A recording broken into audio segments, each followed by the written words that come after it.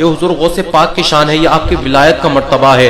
آپ کی بارگاہ میں دو بزرگ رہا کرتے تھے، ایک جوتی سیدھی کیا کرتے تھے، چپلوں کو سیدھی کیا کرتے تھے، اور ایک لوٹے میں پانی لے کر کے وضو کرایا کرتے تھے۔ کچھ لوگ آتے تھے ان کی خدمت کیا کرتے تھے۔ جب وہ دو بزرگ ایک دن آپس میں مشورہ کرنے لگے، جن ایک کا نام شیخ محمد تھا، وہ چپل سیدھی کرنے والے سے کہتے ہیں یار یہ لوگ پتہ نہیں کیوں آتے ہیں، یہاں پر آتے ہیں اور چلے جاتے ہیں۔ تو دوسرے وہ چپل سیدھی کرنے والے کہتے ہیں شیخ محمد یہ لوگ یہاں پر آتے ہیں اور آ کر کے حضور غوث اعظم دستگیر کی بارگاہ میں حاضری دیتے ہیں اور آ کر کے چلے جاتے ہیں، لنگر ونگر کھاتے ہیں اور چلے جاتے ہیں، یہ سیر و تفریح کرنے کے لیے آتے ہیں، اسی لیے آتے ہیں اور چلے جاتے ہیں۔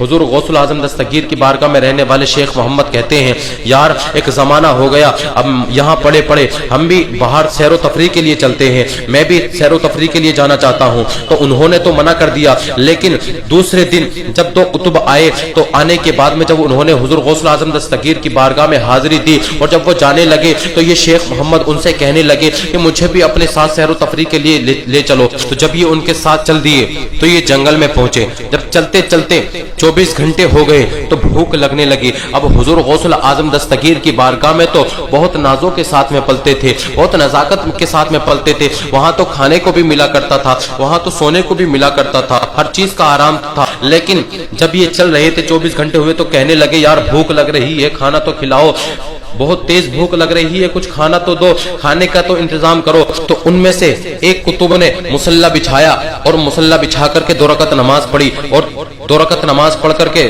دعا مانگی۔ تو جب انہوں نے دعا مانگی تو اللہ تبارک و تعالی نے ایک خوان نازل فرما دیا، یعنی انہوں نے پیٹ بھر کے کھانا کھا لیا اور پھر چل پڑے۔ پھر جب چل پڑے تو پھر 24 گھنٹے ہوئے، جب 24 گھنٹے ہوئے تو پھر جب کھانا کھایا تھا تو پھر انہیں نیند آنے لگی، پھر کہنے لگے یار سونے کا تو انتظام کرو، نیند آ رہی ہے۔ حضور غوث اعظم دستگیر کی بارگاہ میں تو سونے بھی ملا کرتا تھا، اب یہاں تو چل ہی رہے ہیں۔ وہ کہنے لگے نہیں ہم سیر و تفریح کے لیے نکلے ہیں تو ہمیں سونا نہیں ہوتا ہے، ہمیں چلنا ہی چلنا رہتا ہے، اب چلتے رہو۔ پھر جب 24 گھنٹے گزرے تو پھر بھوک لگنے لگی، تو پھر کہنے لگے یار بھوک لگنے لگی ہے، کچھ کھانے کا انتظام کرو۔ دوسرے والے کتب نے مصلی بچھایا، 2 رکعت نماز پڑھی اور دعا مانگی، اللہ تبارک و تعالی نے کھانا نازل فرمایا۔ تو جب کھانا اترا تو پھر انہوں نے پیٹ بھر کے کھایا، پھر چلنے لگے۔ پھر جب چلتے چلتے 24 گھنٹے گزر گئے تو پھر بھوک لگنے لگی، پھر کہنے لگے یار کھانے کا تو انتظام کرو، پھر بھوک لگنے لگی ہے۔ تو پھر وہ کہنے لگے ہمارا اصول ہے کہ ہم جب سیر و تفریح کے لیے نکلتے ہیں تو ہم ایک ایک بار ہی دعا مانگتے ہیں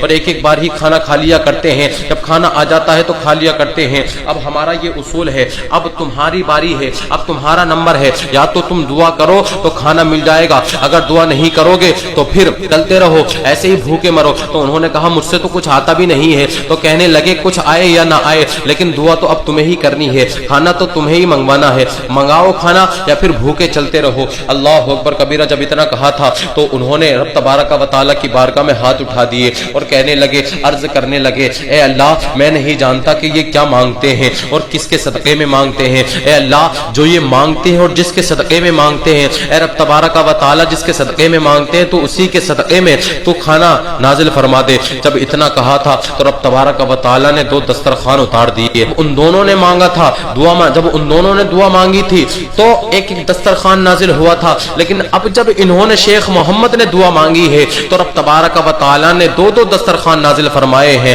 جب 2 دسترخوان دیکھے تو وہ پوچھنے لگے حیرانی کے ساتھ ارے یہ تو بتاؤ تم نے دعا کیا مانگی؟ ہم نے دعا مانگی تھی تو ایک ایک دسترخوان نازل ہوا تھا، تم نے دعا مانگی تو 2 دسترخوان نازل ہوئے، یہ تو بتاؤ تم نے دعا میں مانگا کیا ہے، کس وقت کیسے دعا مانگی ہے؟ تم تو کہتے تھے کہ ہم سے کچھ آتا نہیں ہے، تم نے کیسے دعا مانگی جو رب تبارک و تعالی نے 2 دسترخوان نازل فرما دیے؟ تو وہ کہنے لگے یہ دعا مانگی اے اللہ یہ اقطاب جس کے صدقے میں دعا مانگتے ہیں، جس کے نام کے وسیلے سے دعا مانگتے ہیں، انہی کے صدقے میں تو کھانا نازل فرما دے۔ تو وہ کہنے لگے تمہیں پتا ہے ہم کس کا وسیلہ دے کر کے دعا مانگتے ہیں؟ کہنے لگے بتاؤ کس کا وسیلہ دے کر کے دعا مانگتے ہو؟ کہنے لگے غوث اعظم کی بارگاہ میں چوکھٹ پہ جو لوٹے میں پانی لے کر کے وضو کراتے ہیں، ہم ان کا وسیلہ دے کر کے اللہ تبارک و تعالی سے مانگتے ہیں، تب اللہ تبارک و تعالی ہمیں کھانا کھلاتا ہے۔ تو انہیں وجد آ گیا سن کر کے اور وہ بے ہوش ہو گئے۔ جب ہوش ہوش میں آئے تو کہنے لگے ارے تمہیں پتا ہے وہ لوٹے سے جو پانی لے کر کے وضو کراتا ہے